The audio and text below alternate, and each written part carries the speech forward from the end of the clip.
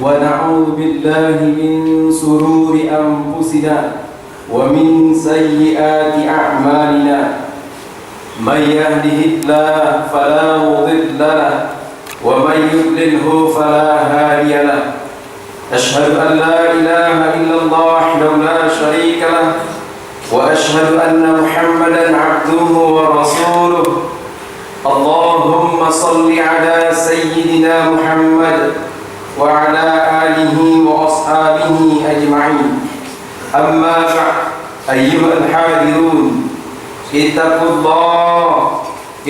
الله ما استطعتم فقد قال الله تعالى في القرآن الكريم بعد أعوذ بالله من الشيطان الرجيم بسم الله الرحمن الرحيم وإذا أردنا أن نهلك قرية أمرنا مترفيها ففسقوا فيها فحق عليها القول فدمرناها تدميرا. Dan jika kami hendak membinasakan suatu negeri, maka kami perintahkan kepada para mutraf di negeri itu agar mentaati Allah. Tetapi bila mereka melakukan kedurhakaan di dalam negeri itu, maka sepantasnya lah berlaku hukuman kami. Kemudian kami hancurkan negeri itu sehancur-hancurnya.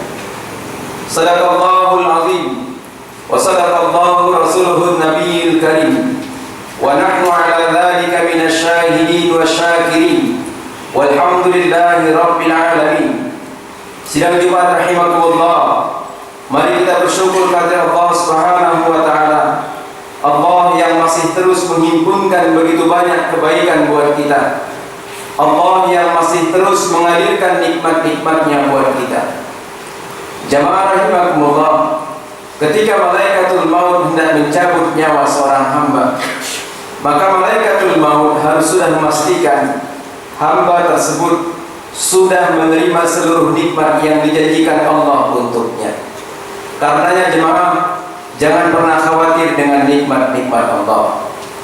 Salawat serta salam buat Rasulullah sallallahu alaihi wasallam, keluarganya, sahabatnya dan seluruh umatnya yang masih peduli dengan agama yang mulia ini. Jemaah, sebagai pesan khutbah, saya berpesan kepada diri saya dan kepada kita semua, mari kita bekali diri kita dengan nilai-nilai ketakwaan.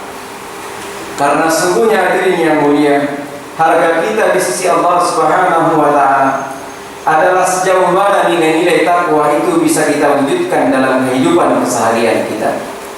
Kemudian Allah akan meletakkan kita pada golongan orang-orang yang sukses melakoni kehidupan di dunia ini, dan insya Allah sukses di hari kemudian semata karena takwa.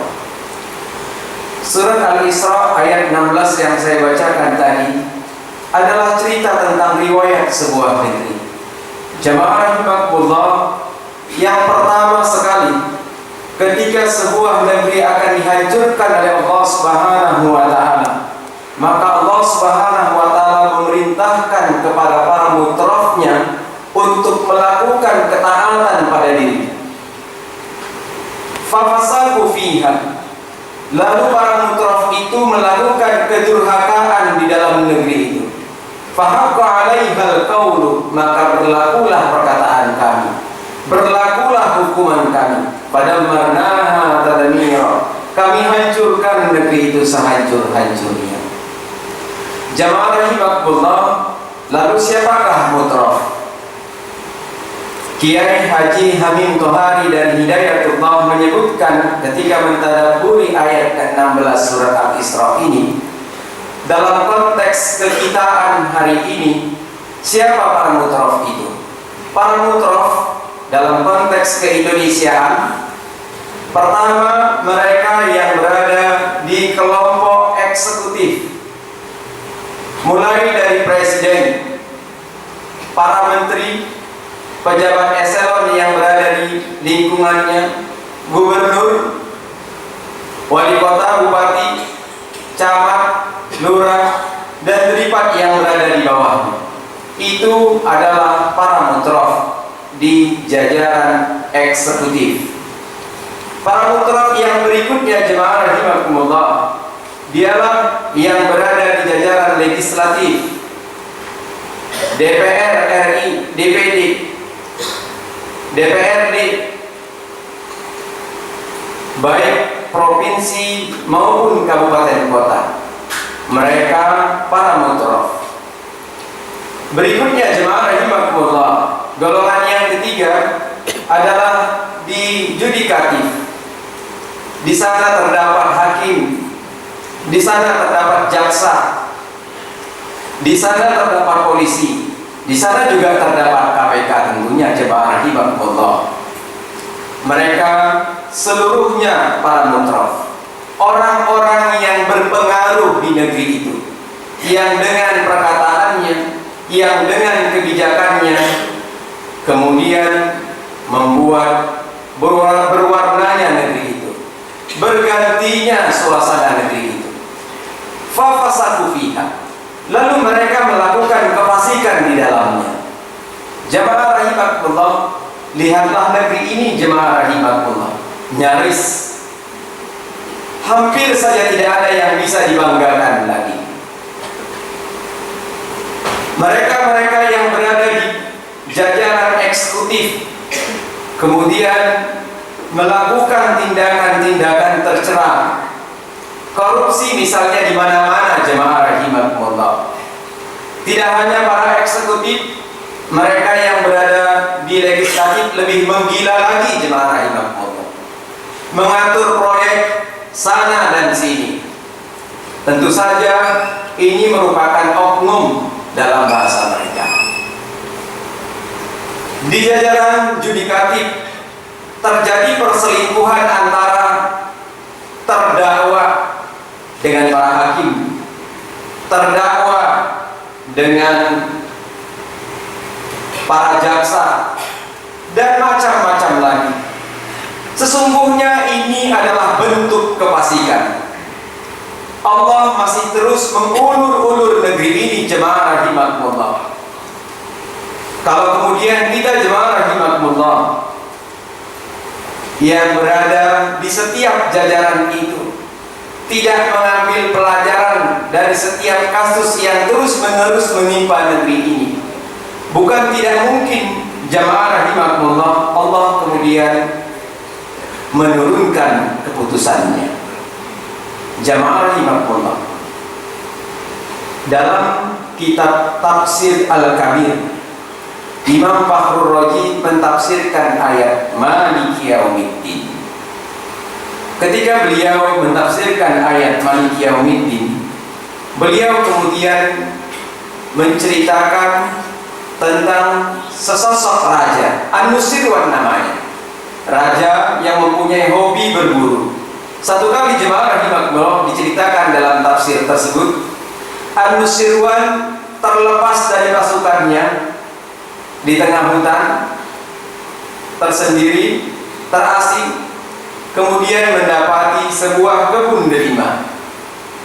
Dimintanya kepada sang penjaga kebun, kemudian dimakannya lah delima ini. Manis dan banyak sekali airnya. Kemudian jemaah rahimakumullah, terdetak dalam hati An-Nusirwan untuk mengambil alih lahan perkebunan ini. Kali yang kedua, dia minta 1 biji lagi buah delimanya. Setelah dimakan, terasa kecut dan sedikit airnya. Dia bertanya kepada sang penjaga kebun, kenapa terjadi perbedaan antara delima pertama dengan delima kedua? Kecut dan sedikit airnya. Sang penjaga kebun kemudian menjawab, Tuan, mungkin pemimpin di negeri ini akan berlaku tidak adil terhadap rakyatnya. Tercenunglah kemudian An-Nusirwan. Kemudian mohon ampunlah dia kepada Allah. Dimintanya, dan pada kali yang ketiga ini jemaah rahimakumullah, rasa delima itu kemudian manis dan begitu banyak airnya. Dia bertanya lagi kepada sang penjaga kebun.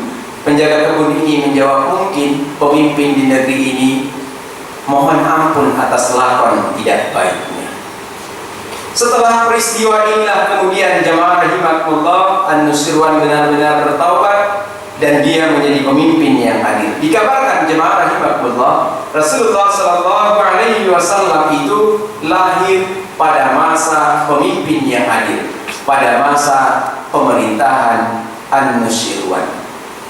Jemaah rahimakumullah, karenanya lah kemudian para mutraf, orang-orang yang berpengaruh di negeri ini, seharusnya lah kemudian bisa menampilkan ciri-ciri Allah dalam kehidupan kesehariannya. Al-Quddus, orang-orang yang bersih. Lihatlah hari ini jemaah rahimakumullah, perselingkuhan terjadi di sana sini antara orang-orang yang menjadi eksekutor, yang kemudian berselingkuh dalam tanda kutip dengan para pengusaha, antara hakim dengan para terpidana, terdakwa.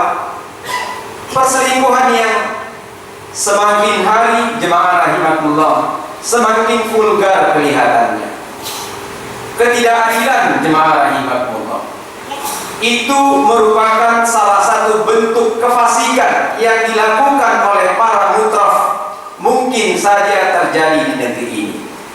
Ketidakadilan, memberikan fasilitas pada sekelompok orang, kemudian tidak menganggap sekelompok yang lain.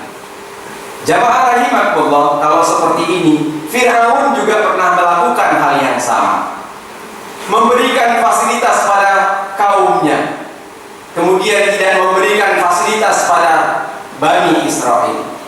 Kalau kemudian jemaah rahimakumullah, di era modern seperti ini masih ada pemimpin yang tidak adil, memberikan fasilitas pada sekelompok orang, maka itu sesungguhnya jemaah rahimakumullah fenomena munculnya Fir'aun kecil di era modern.